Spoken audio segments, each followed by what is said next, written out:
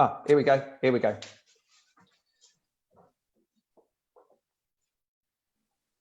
Setting up your live feed.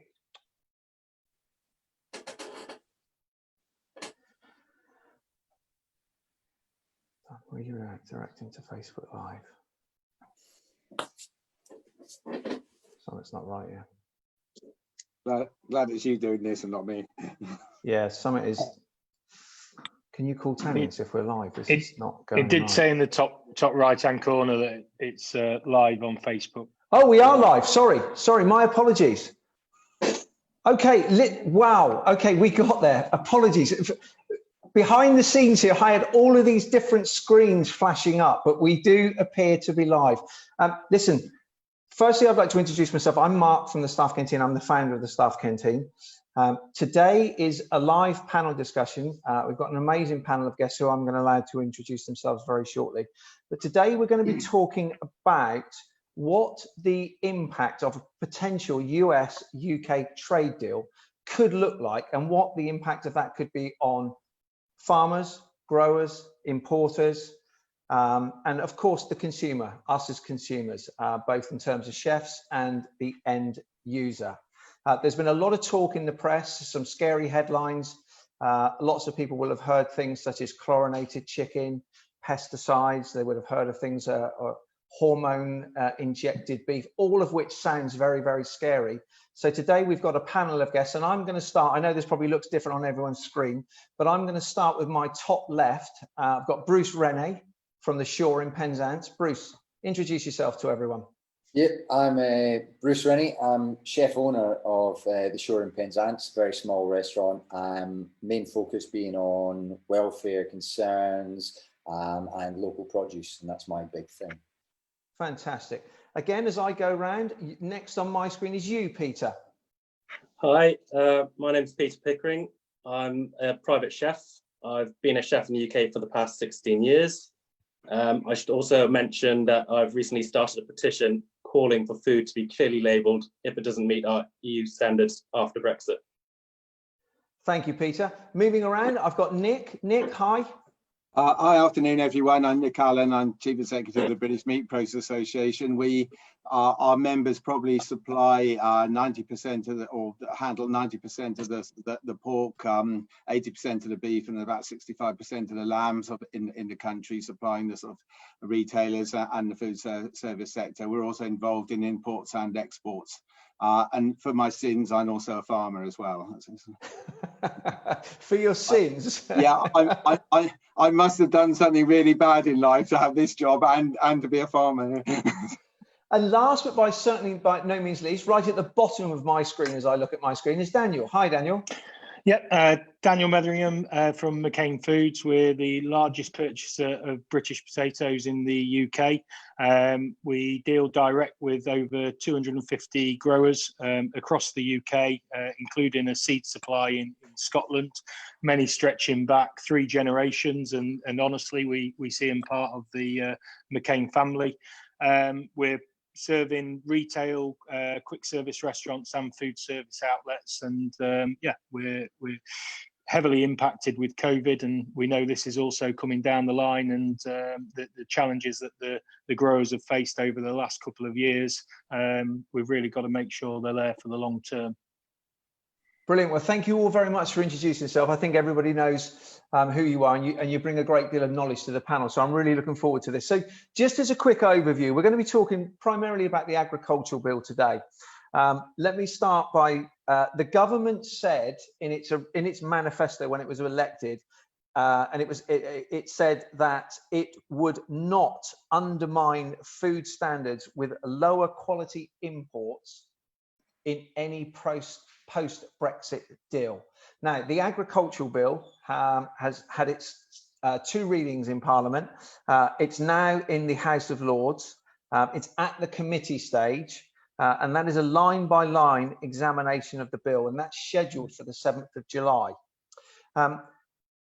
Nick, I think I'll start with you.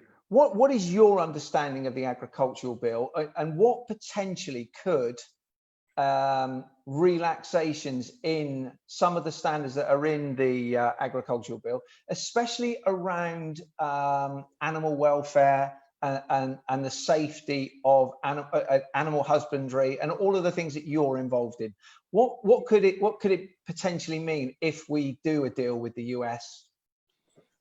Yeah, I mean, I watched the agricultural bill debates that go through the House of Commons the other day with interest, really, and it was great to see that so many MPs speaking up and actually sort of talking about and wanting to actually put Neil Parish's amendments and get them through and sort of built into that sort of bill. And I actually thought, watching the sort of debate, that they were going to get it, but clearly the government stepped in and put a sort of sort of the government whip in, and those were all sort of ruled out. Now, interesting enough, I spoke to a couple of MPs after sort of the debate to sort of say, well, what went wrong there? One of them I sort of spoke to had actually abstained, and he ducked either sort of upsetting the government or but he wanted to vote for those amendments, but he ended up abstaining. And I asked him why. He said, well, he'd spoken to Liz Truss, who was the sort of head of DIT involved in the trade deals, and I thought it was really worrying this answer. She said to him, look, if we have all these restrictions in the bill, we'll have to go and inspect these countries, and we'll have to go and inspect what's coming here. And I found that really worrying. Of course, you're bloody going to have to go and inspect. the American, if we want to export to America, the Americans are going to have to come over here and inspect our plants and sort of do it. And I was actually mortified that this MP actually sort of bought this. And clearly in their thinking is that they don't actually intend to police too much, and put too much resources into sort of policing as to what comes in here. And I found that discussion really, really concerning as to what's going on. I can understand that probably the bill may not be sort of technically the right place for those amendments, but I thought what went on around it, I thought I was encouraged by the MPs, but I was really worried the fact that it, the government, sort of they put 3 lines of whip in, and I worry really that I'm not sure that the government really know enough about trade negotiations to get this right. It's and that really bothers me. Yeah. Daniel, from your perspective, as I said sort of at the start of this, it's there's been lots of headlines around chlorinated chicken and hormone injected beef. That seems to be quite attention grabbing, but it's not just the livestock industry. Clearly, there are farmers, there are growers. How could it potentially impact you guys at McCain? Yeah, there's a lot of challenges, and I think you look back over, certainly within our sector, the potato sector, the challenges that have been faced climate-wise, and the climate extremes and the impact that's had on the potato crop, followed by COVID. Now, within McCain, similar international company, and we certainly support free trade, but it is about that level playing field, making sure those standards are sort of equal. Subsidies are equal across all these different areas, and I think what's encouraging is the focus on sustainability and some of the work that's going on there, but it really is to be cost competitive, and I think you outlaid that at the start quite nicely. To be cost competitive, we have got to create that level playing field, and at the moment that ag bill doesn't represent that in any way. So I think to echo some of Nick's thoughts there, really seeing that sort of providence piece, the level playing field in whatever way, whether that's health and safety or food standards, it's absolutely critical we get some sort of recognition in there, into that bill. Bruce, thank you, Daniel. Bruce, I'm going to come on to you. You're down there right on the end of the world, or right on the end of the country. You can drop a line into the sea and pull out fresh fish. So how worrying is it for you when you hear things that we could potentially be taking in chlorinated chicken? And let's just explain a little. I mean, chlorinated chicken is the reason it's chlorinated. It's banned in the EU currently. The reason it's chlorinated is the farming practices of a lot of chlorinated chicken are pretty poor. They're in incredibly refined spaces, often standing in their own feces for hours on end.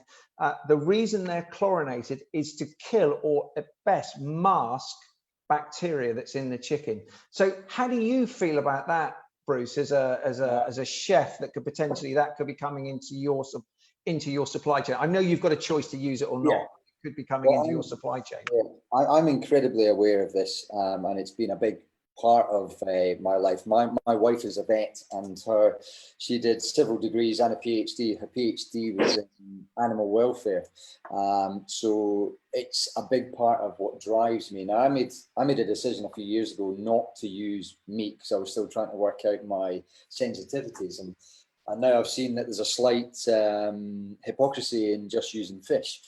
So I'm going back to meat, and this is partially in response to the loose terminology around this part of the agri-bill.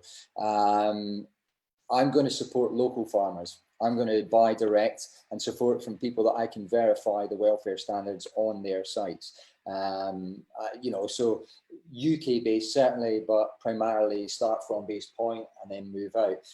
With that comes a cost. Now, where I live, where I operate, it's highly seasonal. The socioeconomic factors are really restrictive and really tight, and people can't afford much. So I understand the after the war, how we had this push to mass farming, this sort of and monocropping and all this sort of stuff. I understand how that goes, but we're starting to see the offshoots of that with soil erosion, degradation of soil productivity. The replenishment of soil is about 100 times less than we're actually using, or 10 to 100 times, depends which references you draw. But essentially, the methods of farming, I believe, that we are producing, to produce the amount of food that we're trying to rely on, it's not sustainable. So the price needs to be looked. I think one of the biggest issues we've got is people are too willing to pay cheap produce and overlook these welfare issues, even though they know it. There was a TED talk by some marketing woman, I can't recall the name straight off now, but I've put a link on it earlier on my social media platforms. But the biggest issue is public awareness, public response, and public responsibility for buying these things. So I think, for me, having the guidelines in place are quite important because it gives us something that we have to work to. But I think leaving it loose and open, it's like the COVID thing, lifting the lockdown and expecting people to do the right thing. We've all seen that doesn't work. People will choose the easiest option, the most selfish option, as a very generalization, sort of a big statement there, but I like to be provocative and create discussion and debate. I choose to do what I believe is right until someone proves me wrong or gives me another option that I think is better. I think this, the bill has many good perspectives about it, many good points, looking at the sustainability and how farmers operate and the way the handouts are awarded. I think there's a 7-year plan to sort of transition period between the old payments and the move on to the new ones. Yeah. How it's paid to landowners. But I think it'll be interesting to see how it goes on, but I understand the impact and the financial aspect of it all, but I can deal with that. I'd rather eat less meat more often, but of a better quality than cheap ready-made stuff. We'll come on to pricing in a second, because I think that is very, very important to understand. Peter, just to bring you into the debate, you felt quite strongly about this, and you've been using your social channels to raise awareness, and by doing so, you've created a campaign, and there's been other campaigns in the marketplace as well. So just talk us through a little bit about what your position is and what you're trying to do. Right. Well, my main concern is about the transparency of these products and for consumers right across the line. Like you say, I started a petition insisting that any food standards that fall below our current standards should be clearly labelled stating this. As consumers, it's our choice. We should have the choice of not to be able to buy these foods, and they must be labelled so that we can make an informed choice. But where I'm concerned about is schools, hospitals, you're not going to know if these are going there. We need that transparency there. But going on to back to the quality of the food, in terms of the beef industry or the meat industry in the US, just consider this: 2/3 of the antibiotics in the US get used in the meat industry, and that is to counteract the diseases caused by growth hormones and poor hygiene. In the cattle industry alone, in the US, they use on average 10 times the dose of antibiotics per cow compared to the UK. Now, the World Health Organization identifies antimicrobial resistance as one of the greatest global threats we face. So that is basically superbugs being created by the overuse of antibiotics. Now, 33,000 people in Europe die every year because of antibiotic-resistant bacteria. And we've had a huge movement in this country, so much time and money invested in reducing the overuse of antibiotics in the NHS, in the farming industry. The whole Brexit campaign was about investing more in the NHS. So the fact that government is on the verge of allowing these products onto our market is absolutely ridiculous and totally irresponsible. Peter, sorry, Nick, sorry, my apologies. As you know, as the CEO of the British Meat Producers Association, you know, some of those things that Peter said there, I mean, that sounds really worrying. Yeah, and I alluded earlier that I'm worried that the government really doesn't understand what they got into. So let's pick up what Peter sort of said about hormone beef and pick up this sort of subject. At the moment, despite what he says about it, so WTO actually regard that as acceptable. So Europe's ban on it, which we live under at the moment, is the Americans are compensated by that. So there's a quota that comes into sort of Europe by from other countries, sort of tariff free that because beef can come in from outside Europe, and to compensate the Americans for that ban, which WTO decided was sort of illegal, the Europeans have gave the Americans a bigger share of that quota.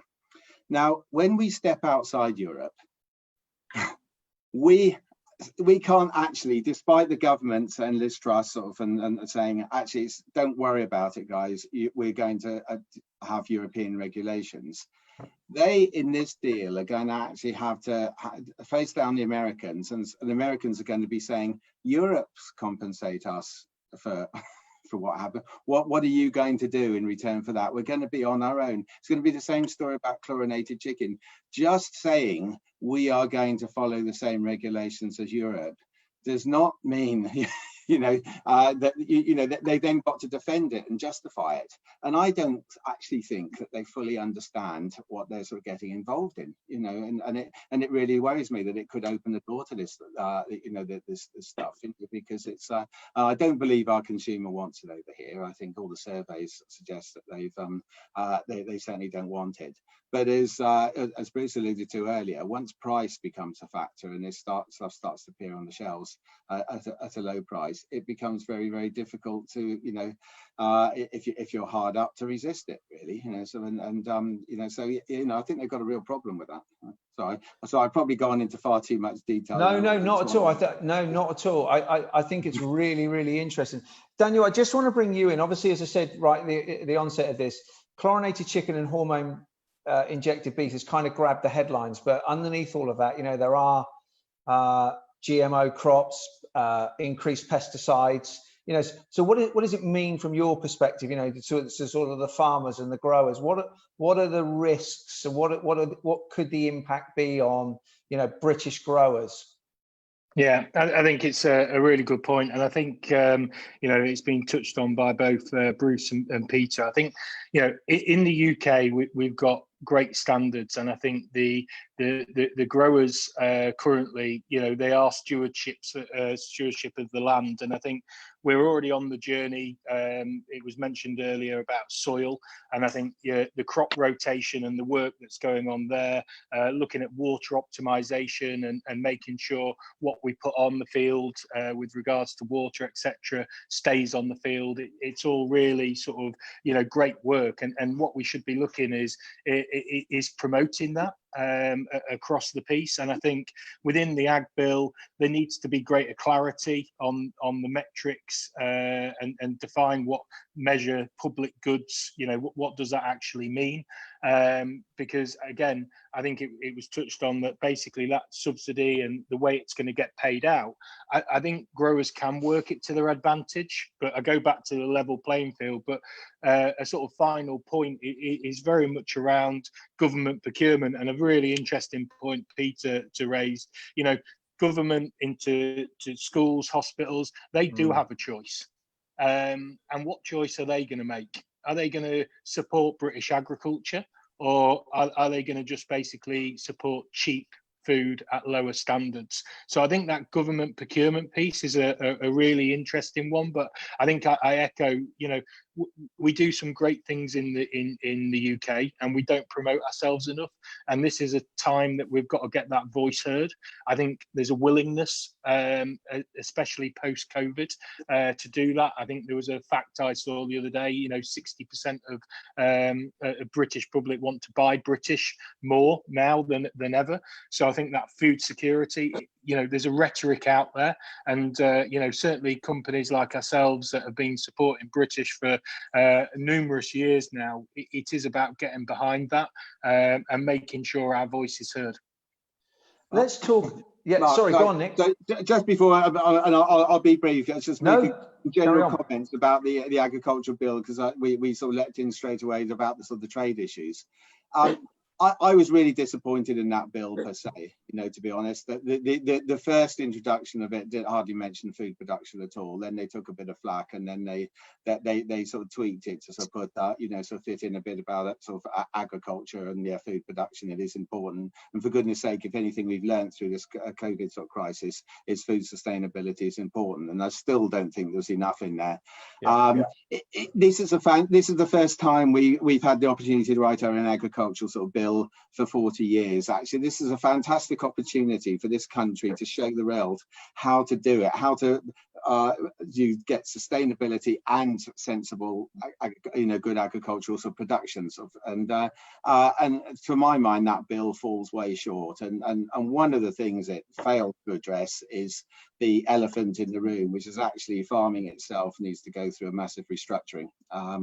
And it's something that no one ever wants to talk about. The NFU never wants to talk about it because they'll lose members. The levy bodies never want to sort of face up to it.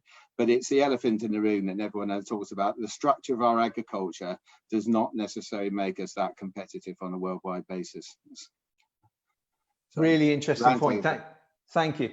So to go back to price then, I mean, there's a saying of, and I always get this around the wrong way, why does real food cost so much? And really the question should be, why does processed food cost so little? We often see, and I'm sure as chefs you get, why do you charge that for this? So if we start looking at cost, choice is a good thing, okay? Choice is a good thing. It gives consumers options.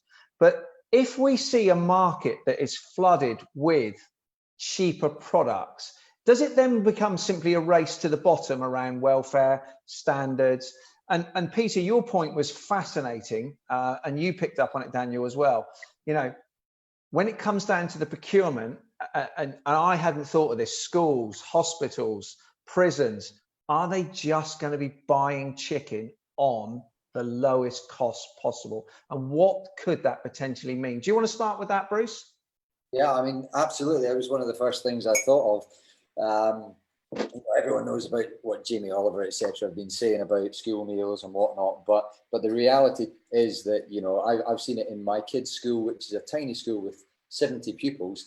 When they put the meals out for tender, what they're getting is appalling, and the quality of the produce and everything else that's coming in there is horrendous. Now, thankfully, their school has a polytunnel, so they're doing bits and pieces, and obviously my kids are working with me, seeing the stuff going there. But fine well, that as soon as you put something out to tender like that, and we have a back door that's open for this sort of produce to come in, regardless of the letters I've seen some of my suppliers being sent by the government stating that they will stick to the existing standards.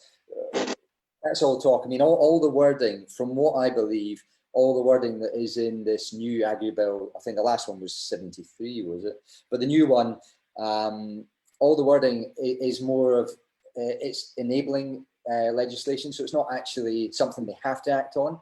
It's a promissory note saying, yeah, we'll do the best, but there's no set standards to adhere to. Now, if you do not have any standards like that, it's gonna leave the floodgates open, and it's going to leave it open for deceit and obfuscation. You know, it'll all be hidden in sort of smoke and mirrors. So I think once you get that into the system, then you know that's going to become the norm, because it's always about capitalism. It's always about looking after reducing the cost for the hospital. We need to save this much to allow us to spend this much there. So, you know, the bottom line is we've got to feed people, but how can we do it on the cheapest basis possible? And it's logic. I mean, it's not just a nefarious sort of thinking that leads people down this route.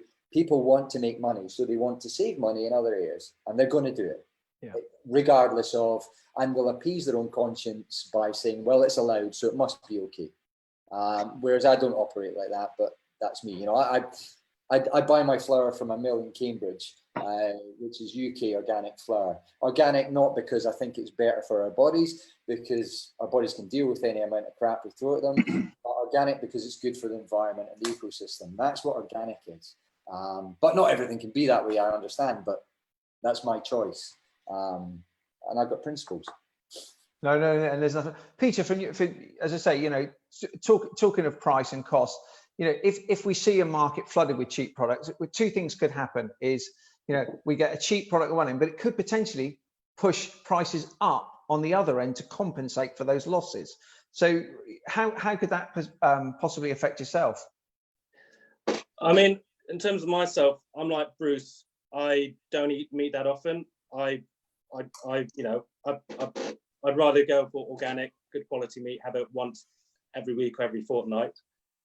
In terms of, I don't think we'll see too much change in sort of the high-end restaurants. I think we'll sort of, we'll stay clear of that. But if you look at things like the fast food sector, where if you have American chains which have links to links to the US, where they can get their burgers and their chickens for a fifth of the price, it is very worrying. I think the NFU have called for an independent food and farming standards commission to be set up, which I think the government's been very reluctant at the moment. But I think we do need something which isn't, we can't have ministers deciding what our food standards are. We should have an independent union set up, made by food experts, scientists who look at animal welfare, talk to the farmers, look at environmental impacts and how we can farm greener with greener methods, and give guidance to the government. And if we do set tariffs, it should be through an independent body. Nick, I'll come to you first. You represent 75,000 members. You know, that's an awful lot of people. That's staff, not actual members. Okay. But if the market is flooded with cheaper produce, you know, does that put livelihoods under threat? Yeah, I mean, if as I say, I mean, there's a worry enough, as I alluded to earlier, about the competitiveness of British agriculture, and that's not being unkind to sort of farmers. We've got a massive, you know, our factory floor costs more than most other sort of parts of the world. You know, the price of land, you know, just for starters. But you know, we have got a competitive issue. So you know, we're not that competitive in the first place at the moment, which, you know, as I said earlier, needs a sort of addressing. But then, if actually, yes, we're flooded by sort of imports that actually you know, are not produced to the standards that we're asking our farmers and our factories to, you know, to work at, yeah, it can only be disastrous sort of for us. And you know, so there, you know, sort of, and you it's a job to look forward, and a lot job to look at that agricultural bill and look at where we're going, and be that optimistic that actually agriculture, and certainly the meat sector, is whether it's going to sort of grow or not. You know, it's you know, so if you look at the sort of politicians we've got in power at the moment, they and I'm not wanting to take this in a political debate, but if you look at the influencers, they've all subscribed in the past to actually sort of buying on the world market cheaply, you know, and keeping the price of food down. And you know, look at sort of papers that Michael Gove was involved in the past and things like that. They've all subscribed to that. Their basic philosophy has always been, yeah, look, we can buy food cheaper than we can actually, you know, produce it at home here. So yeah, it's worrying, and our members are worried about it. I can imagine. It's like Bruce said, capitalism always seems to drive everything, doesn't it? Daniel, for yourself, I mean, we've talked about the sort of fast food industry, and we were sort of talking before we went online, is often in socially deprived areas. It's very well known that as areas with lower income families in, you know, you tend to see an onset of betting shops, and you then tend to see an onset of fast food restaurants. They don't tend to be the branded restaurants, they tend to be the sort of more independent. Now, you know, I suspect an awful lot of chips are sold. And for someone like yourself in McCain's, you know, if I can buy a potato at half the price that McCain's are going to do it, you know, there's got to be a massive incentive for me to buy at that price. Can you see a real challenge in some of those sort of faster food outlets that they're not really going to be worried that it's grown in the UK, it hasn't been treated with excessive pesticides, and they are just going to buy on price, and what the impact therefore could be from a, you know, from a business perspective and the possibility of a livelihood perspective for people that you guys employ? Yeah, and I think, look, it's a real sort of valid point as far as, you know, price is important. And it doesn't matter what business you are, including our farmers, they've got to generate a profit, otherwise they won't be here. And I think, you know, already we have a large percentage, over 50% of frozen French fries are already imported from Europe. And I think Nick mentioned at the start, halfway through there, around the ag bill and the focus on food. And I think we do really have a choice, is do we want our farmers to be growing food? And that might seem like a ridiculous statement right now, but it really is a decision that we are facing into. And certainly from my perspective, and this isn't just with a McCain hat on, is, you know, with what we've experienced over the last 3 months, that food security is as important as ever, and we really have got to get the government to recognise the food security moving forward. And I think, you know, as Peter sort of referenced there as well, I think there's a bit of more of an opportunity with the national food strategy to tie a few of these things in as well, but it shouldn't be a straight compromise. I think, you know, good agricultural practices can also lower the price. You know, better utilization, as I said, whether it's water optimization, using technology, joining all of that together, so you've got a progressive business that is more sustainable and also lower cost. But again, we go back to it, it has to be done by a level playing field. Nick mentioned he didn't want to politicize this, but one thing that's been going through my mind is that there was a slogan, "Get Brexit done." We've left the EU, and it almost seems like now that the government are hell bent on whatever the EU did of just discarding it. And it almost feels to me like this agricultural bill, you know, it's on paper, it seems like a very good thing of all the things that you guys have discussed already. There's some very, very important safeguards in there around animal welfare, husbandry, supply chain, all of those type of things. It just seems like if you go to the US for a deal, we're in quite a weak position because the US know we need a deal, we need a trade deal. So it seems to be able to hold the upper hand and say, well, okay, you want a deal, well, these are our terms. You know, is it inevitable that this is going to happen? Bruce, let's start with you.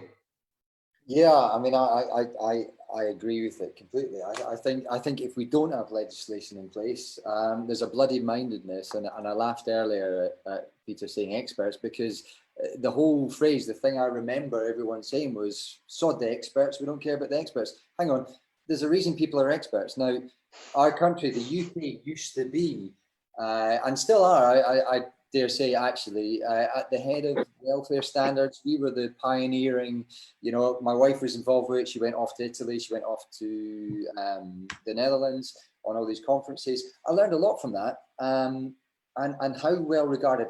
We were the flagship, flying the flag for welfare practices in the world. Now, all of a sudden, one of the biggest things that triggered my sort of awareness of everyone was when they started declassifying animals as sentient humans, or sentient beings, sorry. That, in essence, told me everything I needed to know. Is that when they said they don't have feelings? Yeah, no, it declassified them as sentient, which basically means that we can do what we want to them without concerns about welfare, because they're not real beings. That's it. They Yes. don't have sensitivities. Anyone that works with animals, any farmer will tell you that the whole point is that animals are the key to everything. Giving them good welfare, everything else, it produces a much better product. And apart from anything, we've got a responsibility for our planet to do this. When you see what mass industrial farming, some of the huge farms have done, I mean, I've watched so many videos, I've read so many books about environmental impact and stuff like that. And there are some very common threads, but one of the biggest things is that we need to have it down in legislation that we cannot move away from. Because if we just open the choice up to the public, and I love Peter's idea about the labelling and making it, but it needs to be at the forefront of what we do. People need to take it on the chin and say, I'm going to buy poor quality, cheap stuff at a poor price. But, you know, when I see myself putting my products up against a local restaurant that is buying king prawns in from Thailand and stuff like that, and I'm using fresh local produce, people need to understand, they can't look at me and go, well, why is yours so expensive? And theirs isn't. Well, because I believe in using the best quality produce and supporting my local community and the British industries. And that's my belief. You know, I think Daniel mentioned earlier that, you know, we're suddenly aware of it, that once things happen, we have no security. If we stop our farmers growing and producing what we need to try and sort of maintain ourselves, at least on a certain level, you know, if something goes wrong, we're open to, you know, we have no strength in trade deals. We have nothing to barter with if we have primarily imported goods. Now, there needs to be a balance, obviously, but we need to be proud of what we do, proud of our own producers and suppliers. I mean, some of these guys are amazing. And I think we could be a world leader. But yeah, you know, Nick said it does need restructuring. Even I can see that as a chef. Yeah. I'm interested in it. Yeah. Nick, you mentioned you've been following Daniel was looking to come in there. Actually. Oh, sorry. No, my apologies. Yeah. Go for it, Daniel. No. Just one point. I think you say about once growers have stopped growing. Just to echo that point again. Once they have took the decision to convert land or let's say just step away from one sector, let's say it be potatoes, it's irreversible. And I think that is a really, really key word there, because I think once a grower has taken that decision to stop growing food, the investment cost, the infrastructure, the experience they have, you know, it will be lost so quickly. And you will struggle to regain that in any way. And I think the consequence of that for the longer term, you know, again, we've really got to look at ourselves about the direction of travel. And I think the time is now, as I've already stated. I just thought it was worth commenting on that. Absolutely, thank you. That was a really, really valid point. Nick, to come back to you then, you've been following the sort of debate in Parliament over the Agri Bill, and you've been speaking to some politicians. I don't really know what it means when it says it's at the committee stage, but you know, is this going to go? You know, is the agriculture bill going to be thrown out? Is it going to go through? What's your gut feeling? It'll go through. They've got too much of a majority. It's you know, so they're absolutely rock solid. I mean, as I said. So this is inevitable. It's inevitable the bill's going to go through. That doesn't mean that our trading standards are going to go out the window because it doesn't get sort of altered according to that. It just means we've got to carry the fight somewhere else, you know, sort of, and sort of keep fighting and keep pushing for it, you know.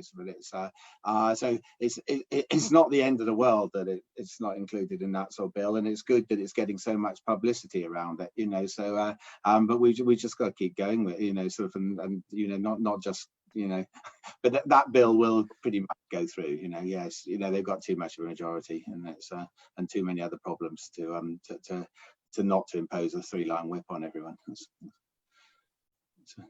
So last question for you all then, as it seems that this is inevitable, and I'll start with you, Daniel. What would you like to see in place that rewards farmers, growers, fishermen? You know, what should we all be doing to ensure, you know, the point where you made earlier, that if we stop doing these things and we give the land over to something else, we'll never go back. You know that never happens. So what should we all be doing? Is it more lobbying? Is it more petitions? What do we all need to do to make sure that the farmers and all of those great people that are passionate about what they do keep producing? Yeah, I think it is as simple as getting behind one message, and that is back British. And I think you know, regardless of, and I do agree with Nick, I think it is as good as a done deal, but we still do have all choices, and I don't want to underplay that price piece, and we have got to be competitive. This isn't about getting pricing up or anything else like that. So we have got to be competitive. So that point around clear labelling, understanding which companies are absolutely behind British and that their products are British, and again that labelling plays a key part within it. But promoting all of those businesses and a voice as one. And I think that has got to be a key fundamental. And ultimately, you know, we've got to keep lobbying government in along those lines. And I go back to that government procurement as well. The more voices that can be raised around the government procurement policy as well, to make sure that they are walking the walk. I think that's absolutely critical as well, because that is our hospitals, our foods, our schools, where people don't actually have a choice. The government are making that choice for them. So I think we've got to be very clear about some of the goods that are going into those sectors as well. Brilliant, thank you. Peter. Yeah, I mean, I agree with Daniel. Definitely backing British produce, but yeah, through clear labelling, having an independent commission in place. You know, we can't have ministers deciding what our food standards should be, and that needs to be taken out of their power. We need something to replace the European Food Safety Authority, which is what we're coming out of, and I think definitely the main thing we can do is have an independent commission put in place. And Bruce, for you, for chefs, is it a case of just not using foreign imports? I mean, what can you guys do as chefs? I mean, for me, I always work from base point. So I work from home. So I say, right, this is where I'm starting to buy my produce, and this is why, and I make it very clear to the staff. So I think what we need is public awareness of their own independent responsibilities as people, as citizens of this great country that we're trying to promote now, regardless of how we voted, Brexit, etc. The whole point is we want to make our country great. We want to make it strong. We want to have stable livelihoods and a decent quality of life. Now, for me, it's buying the best quality produce, supporting our local communities, keeping it within Britain, and that's, I think, making that loud and clear through labelling, as everyone said, and all these other. I completely agree, and I think our panel pretty much has all agreed. It's not a debate as much as a good discussion. I've learned some good key points, and I'll be pushing forward with the use of some of these as well, and touching base with some of these guys. And Nick, finally from you. Yeah, I think in an ideal world, what we want is the British consumer prepared and actually, you know, and want to pay more for British produce. Do you think that's going to happen though? I mean, the That may be supermarkets play a big role in that, don't they? Where you can go into a supermarket and see a chicken for £3.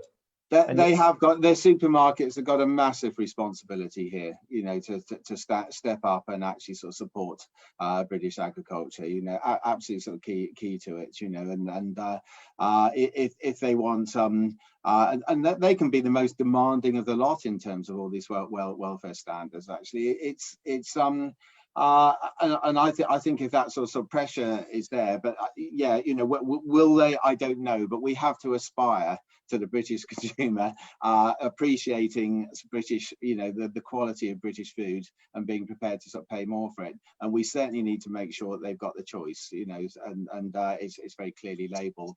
And you know, and they understand, you know, so the difference, you know, when they're buying cheaper, they understand why it's cheaper, you know? And that's a massive educational sort of job. Yeah, and it does seem slightly mad, slightly ironic that, you know, we were all told we were going to be taking back control, and ultimately it looks like we're going to be losing a lot of control and putting British jobs and British workers' livelihoods really under threat, which I don't believe is what people voted for when they. I don't want to make this a Remain or Leave debate, but it doesn't seem to be what it was sold to people. Listen, I've really enjoyed today's debate. You've all brought some really interesting points to it. Thank you all very much for your time, starting with you in my top left. Bruce, thank you very much. Nick, really interesting points. Thank you very much indeed. Peter, same to you. Thank you very much. What you touched on there about schools and hospitals, very important. That's something I consider. And Daniel, also from your own side, from the sort of growing perspective, thank you very much. You know, the insight you gave there about if we move away from certain things, we don't go back, I think, you know, is probably the thing that I'm going to take away from this debate. Thank you all so much. I've really enjoyed talking to you. See you all again soon. Cheers. Thank you. Thank you. Bye-bye.